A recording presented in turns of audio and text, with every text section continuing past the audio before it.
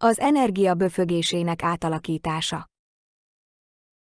Az energia böfögésének transzmutálása, ez a közös belső vicc minden energiámunkással, amely negatív energiákat, entitásokat vagy fekete finom erőket transformál vagy transfigurál, egy bizonyos szinten a testet böfögéssel és böfögéssel dolgozza fel a sötét energiát.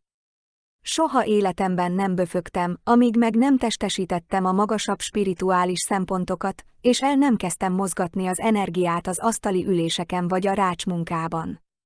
Ha nyilvános helyen vagy, ez kissé kínos lehet, mert ha a közelben lévő emberek nem értik a tudattest ezen funkcióját, akkor azt gondolhatják, hogy nagyon durva vagy szemérmetlen vagy.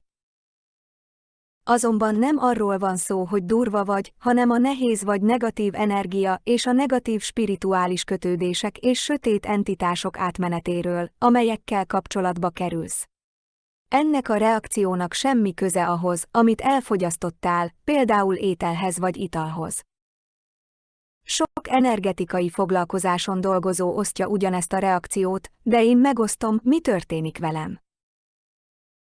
A blokkolt energia tisztítása, amikor megérintem az ember testét, például masszázs vagy kézrátétel révén, automatikus böfögés következik. Ha a negatív energiájú területnek, helynek vagy épületnek van kitéve, vagy AI-jel, böfögés.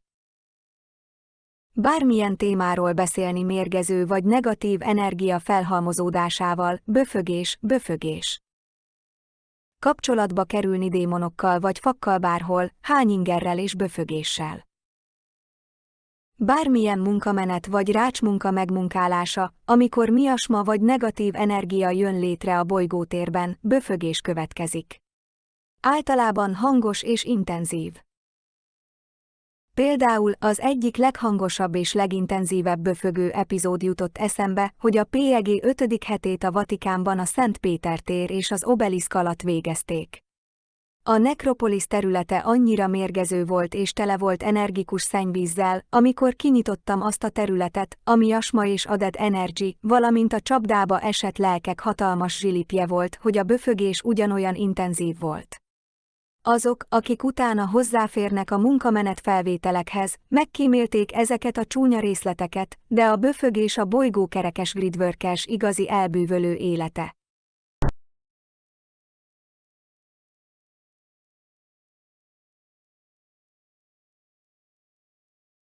Transmuting energy belching.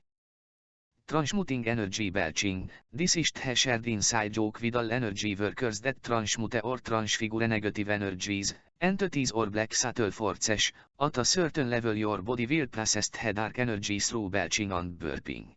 I'd never belched in my life, until I embodied higher spiritual aspects and began to move energy in table sessions or grid work. If you are in a public place, this can be somewhat embarrassing, because if the people in the vicinity do not understand this function of the consciousness body, they may think you are very rude or uncouth. However, it is not that you are being rude, it is a transition of the heavy or negative energy and negative spiritual attachments and dark entities that you come into contact with. This reaction has nothing to do with what you have consumed, like food or drink. Many energy session workers share this same reaction, but I'll share what happens to me. Clearing black energy when I touch a person's body, like through massage or laying of hands, automatic belching ensues.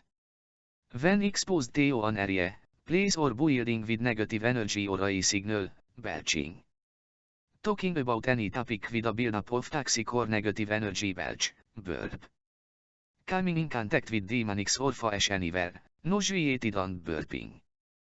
Working any kind of session or grid work when coming upon mesmer or negative energy in the planetary field, belching ensues.